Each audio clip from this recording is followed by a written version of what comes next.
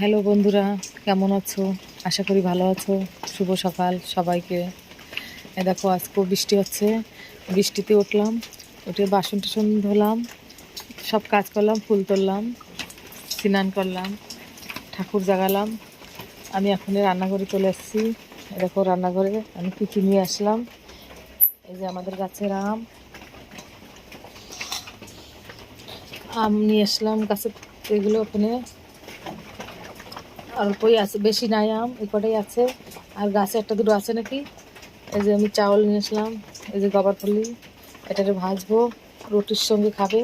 এই যে আটা নিয়ে আসলাম, এই যে চা বানাচ্ছি। এখন আমি রান্না বান্না করবো। ঠিক আছে, ভালো থাকো, সুস্থ থাকো।